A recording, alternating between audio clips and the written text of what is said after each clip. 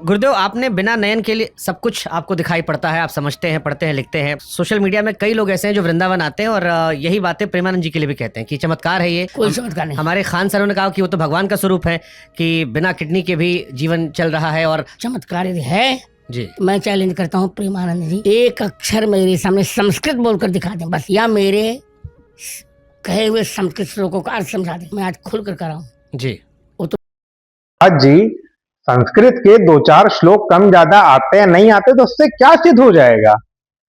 मैं एक संदेश देना चाहता हूं जो इन बाबाओं के जो फॉलोवर्स हैं, जो इनके चाहने वाले हैं, जो इन पे मरते हैं। मेरा संदेश सिर्फ इतना है कि भाई ये लोग भी हमारी और तुम्हारी तरीके आम इंसान है। ये लोग कोई देवता परलोक से उतरे राजा महाराजा नहीं है भाई।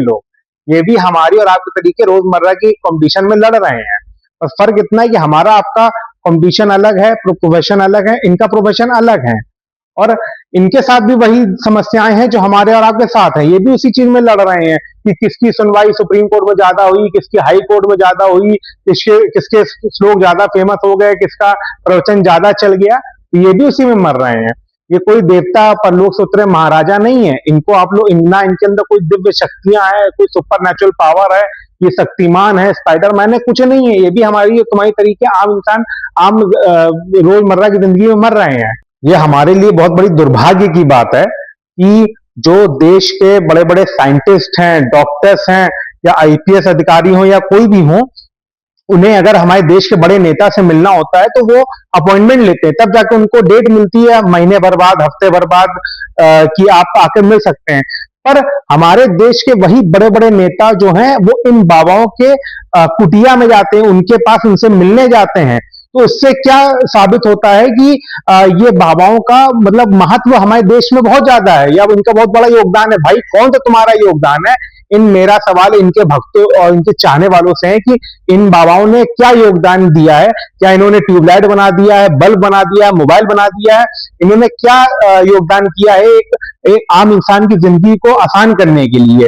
ये जो प्रवचन देते हैं, जिस माध्यम से ये अपनी बात पहुंचाते हैं जनता तक, जिसको माइक बोलते हैं, मोबाइल बोलते हैं, इंटरनेट बोलते हैं, वो सब साइंस का योगदान है। जो साइंटिस्ट है उनका योगदान है और टेक्नोलॉजी का योगदान है। इनका कौन सा योगदान है?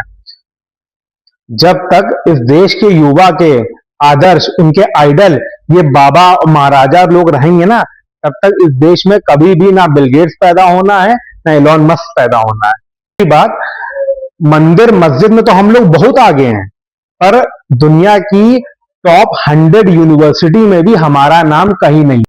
इसलिए मेरा संदेश इनके चाहने वालों से है कि भाई पढ़ाई लिखाई पे ध्यान दो, पढ़ लिख लो, टेक्नोलॉजी पे, साइंस पे विश्वास करो।